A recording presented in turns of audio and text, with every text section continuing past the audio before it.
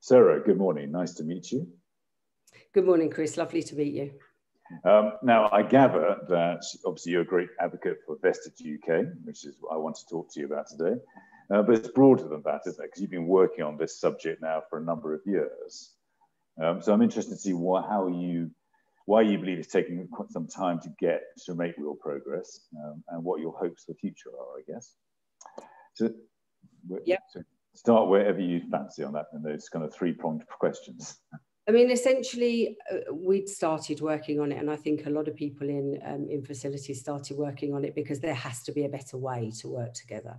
There has to be a way of working together that both parties or any parties can drive value through working together where they couldn't drive that value alone. So, you know, the vested model or the collaboration model essentially is around making something better together that you can't possibly achieve on your own. Now, to do that, that sounds quite a simple way of working. It's actually very complex. When we first started talking about collaboration, and even when we started planning space in terms of departments collaborating even, or people working together collaboratively, you can't just sit two people next to each other and tell them to collaborate. It doesn't work. It's not about that. They have to understand the why. And that why piece of defining what we now call invested as the outcome, people have to understand, and they have to understand it in quite a lot of detail.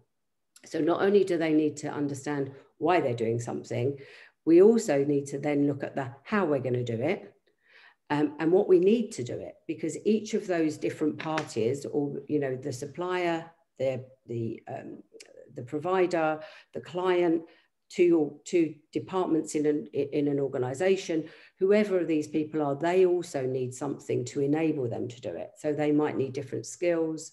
They might need, different behaviours. They might purely need to know the why they're doing it, not just because it's a nice thing to do. We can't sort of talk about it on here. We can't sort of show it on here, but essentially there's a cartoon that we used very early on in this, which is of two donkeys with neckties on, trying to eat from two different piles of carrots. And all they do is, at first they're trying to pull against each other, then they're really pulling against each other. Then they turn around and, they're sitting in the middle thinking about what we're going to do. Eventually they go together and eat one pile of carrots and then move to the other pile of carrots and eat them. So they both get what they want. And in fact, they've achieved more together. So the bigger upshot of that is not only is it that everybody comes out with what they want, but actually it's less of a pain in the neck as well. It's just nicer to do business like that. It's more fun. It's more enjoyable. It produces a much more conducive way of working that we can all thrive in. I think for me, that's the kind of place that I started with all of this. No, I can understand that. And look, you've been involved in a whole range of initiatives. I mean, you're talking to me about FMP 360. Yeah. Which I'd be interested to hear a bit more about. And also you're directly involved in ISO 44001, which all sounds very technical, but tell us what it's about. Essentially, when we did the collaborative business framework, it was really around understanding the framework within what we mean by that. So there's lots of different steps in ISOs and in PASs and all of those things. But essentially what we're talking about is we're talking about moving something from an automated widget driven, I need 3 widgets, I need 6, to a much more relationship and a relational outcome, so that we're working together in terms of risk, in terms of rewards, in terms of negotiating, problem solving, all of those things. Now, in order to do that, there is a whole load of research that was done very early on, and that we did use for the collaborative working framework, that was actually done in the University of California in 2007. And what it brought together was all of the different competencies, skills, and behaviours that are needed in order to translate this, what we call collaboration, into some business value. So bringing that together, we then did a lot of training, did a lot of in-house training for FM organisations, a lot of relationships at the time that were quite broken, a bit like marriage guidance. You know, we'd go into them and we'd say, you know, what did you like about each other in the beginning? There must have been some reason you're together in the beginning. What are those things? What, you know, what are the good things? But also, what does each party think that the things that are going wrong are? So we did a whole series of training with many organisations. I mean, on one level, it's behavioural, but on another level, it's to do with process and the way that organisations work. So, for instance, when you talk about collaboration and driving value and collaboration in a facilities company, I won't name one of them, but one of them we did a lot of work with. They had been born out of mergers and acquisitions, out of single service organisations. So they were a cleaning company, a maintenance company, you know, a landscape company, all with their own MDs, all with their own profit and loss centres, and all with their own agendas and outcomes.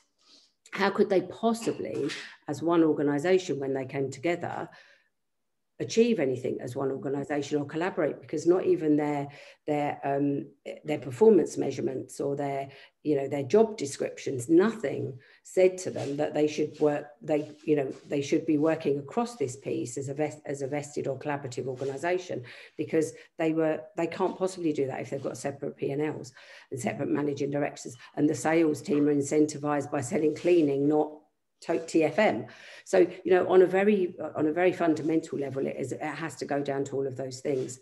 So that's where the PAS came in, really, the collaborative working framework. It started to look at all of those different elements of a working relationship, a business relationship, and said, you know, who has the push and pulls on those? What bits do we need to get right? We need to get our people right and our behaviours right. We need to get our processes right. We need to have shared value systems, shared information and knowledge management. All of these things started to build up those kind of blocks that build up the original PAS.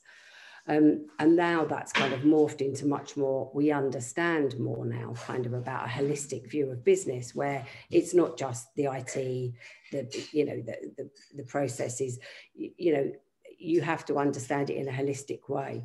And at a very simple level, we then started to work with broken relationships, where we said, okay, so this kind of went into what was FMP 360, the relationship management tool, really, that we developed, that was around saying to organisations, okay, so what is the outcome, the ultimate outcome that you want to achieve? So one organisation that I worked with said, we want X organisation to be our go-to expert in facilities management. We don't want to do any of that. We want them to be it. But at the moment, we're not that. So we then started to work on, okay, so what are the critical success factors for both sides that will tell you when you've achieved that? And then you can start to put together what is now invested are these kind of outcomes or guardrails or the defined outcomes from each organisation, and that's what's gone into vested. But we started to look at that to say, okay, so if you had 5 questions or 5 outcomes, what are the questions that each side of that party needs to ask? Is X organisation achieving this? Tick. Is Y organisation achieving this for us? Yes. You then start to be able to understand the perception gap, because when you if one says no and one says yes, you go, well, why do you think that? So for instance, a typical scenario would be, well, the FM company would say, we never get paid on time. You know, it's a battle to get paid on time. We've had to put another accounts clerk in because, so we're paying another £20,000 for an accounts clerk because all we do is chase invoices. The client organisation's like, oh, well, you never put the right codes on this. Now, that had been going on for 3 years, but that battle had caused adversarial issues. And actually, by unravelling it and going, well, actually, every month, client, you need to pay those invoices by that date. And actually, every month, supplier, you need to make sure that your team always put those codes on. So by doing that and really uncovering it, sounds like a minutiae level. No, I get that. You start to say on a bigger level about other big things, you start to say, okay, so we need this from you and we will be able to do this. But then the other side also says, well, we need this from you in order for us to do that. So you start to have a grown-up conversation together based on the outcome.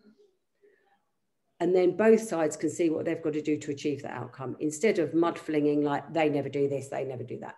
It's a grown-up input. And that's what PAS and also FMP 360 and how we worked was based on a collaboration commitment at a steer board level. So we would always advocate setting up a steering group or steer board or whatever. That, you know, they have their own vested interest in this working because they have signed a collaboration agreement, if you like, to say, we're going to make this work. And then right the way down at the bottom level, that at the top level, if that's coming down, at a bottom level, if I'm a cleaner and I need to make a decision on using another mop because, you know, because they've spilt something, but actually money's so tight, I'm never allowed to make a new mop. It's got to go all the way up the decision tree. Once you're in that working framework, that cleaner goes, yeah, I'm going to make a decision to use that mop because I know my department, my department or my company is actually going to get paid for it because the client believes we needed to use it. So you start to get this change of attitude that is quite powerful once you get that collaboration and understanding at the top and the promise that both sides want to achieve something together. I mean, it's really interesting. Yeah, it's really interesting, isn't it? Because you're right. I mean, this is, in some ways, it's what everyone aspires to, but actually everyone seems to get in the way of it historically. Is that fair? Yeah, and I do strongly believe that we are still in quite a difficult position with that, in that I still am yet to see a true collaborative, a true vested written contract. It's still very difficult when you come to the contractual written elements of a legal document. Even in the great, you know, the Sodexos and Johnson & Johnsons that won my award when I was, you know, I was lead judge for innovation in client supplier relationships, which was a new award for BIFM. Even that team that have done that, they're still working on it. And the contractual elements of it are always going to be difficult. But as we always used to say in FM, put the contract in the drawer and don't look at it unless you really ever need to. And then I think when you come to that point of bringing that out, both of you know, even in this situation, both of you know that you're going to deal with it properly because you're still focused on those outcomes. And if you're focused on the outcomes, you know, the outputs and the outcomes of everything, then all of your discussions can be based around that as well. Okay. So, you know, I think it is difficult, and I think there are blockers, but I think the intent is now there in the market to do it. Yeah, I think that's true. Sorry, you haven't finished. And I think that some organisations are going even further than vested, and they're talking about alliances with organisations. So they're actually at a higher level, even talking, it sounds like a higher word than vested even. It's, you know, forming alliances to, there's one organisation I'm working with, you know, they're forming alliances over the next 3 to 5 years to achieve their mission, you know, and it's at a mission level that they are talking. And that will filter right the way down to the suppliers in facilities, in workplace, you know, in everything from my world. And when we're talking about that, and when I'm delivering that into training into both organisations to say, how are they going to translate this at their level? It's becoming very, very much about behaviours and working together and joint goals, joint value, you know, all of those things that we've always talked about, but I'm not sure we've ever translated it hugely into reality. Well, I guess there's two issues, aren't there? There's the senior level, people will create a collaborative approach and shared outcomes. It's how, as you rightly say, you get around the blockers.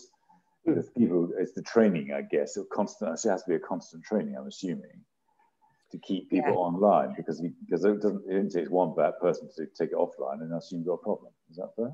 Yeah, and I mean what most what the vested kind of framework does is have these you know, out 5 kind of rules, I suppose, that they use, which is, you know, you focus on outcomes, not transactions.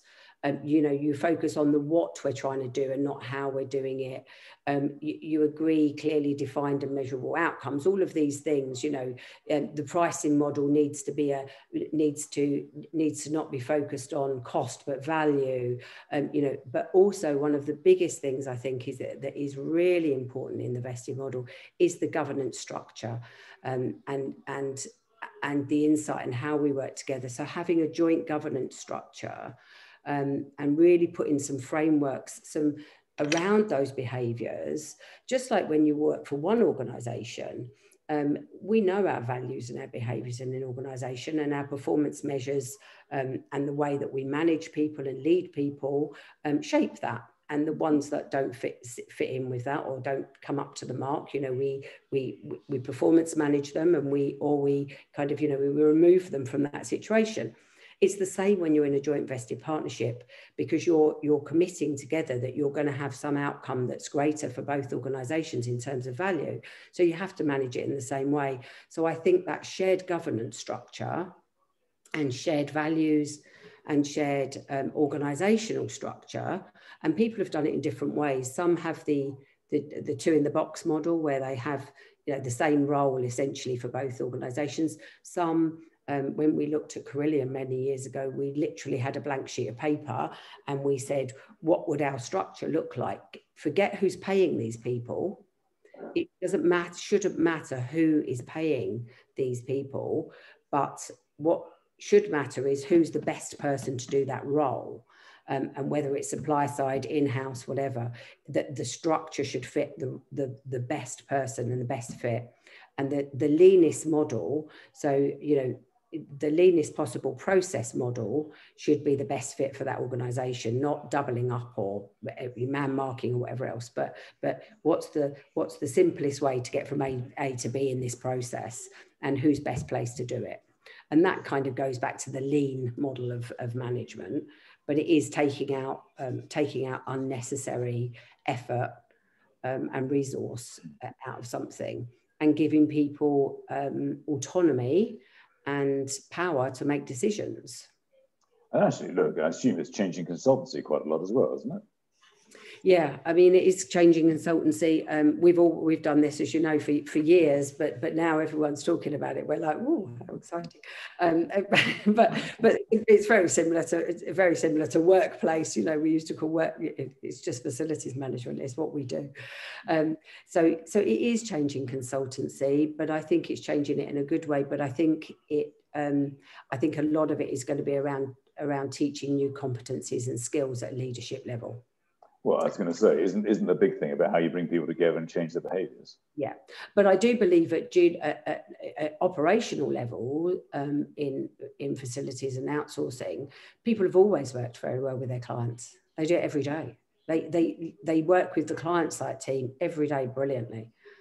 But it's at leadership and at the higher level, and that is something to do with our large outsourced organisations as well.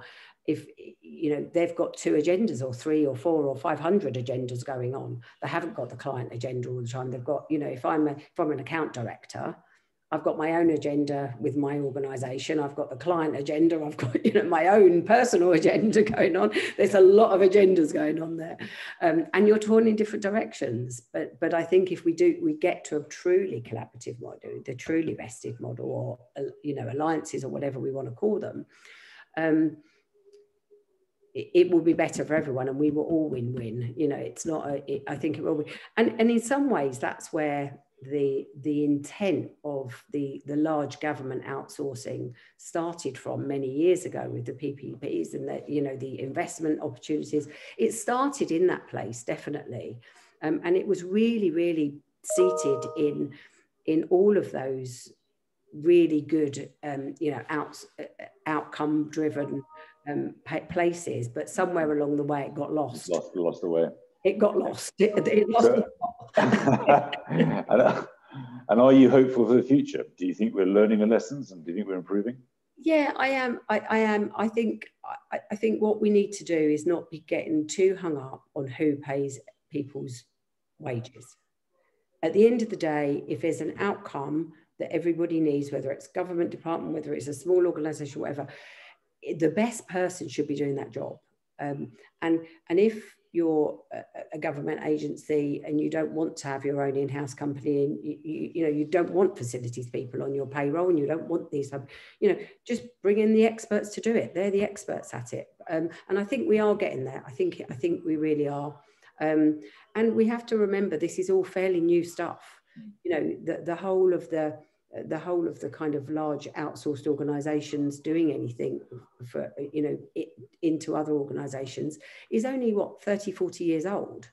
And I think other professions have been through this pain many years before us, probably, so I just think it's an evolution of it. And I think not everyone will do it, and it's not right for everyone. The master-slave relationship really does work for a lot of my organizations I work with.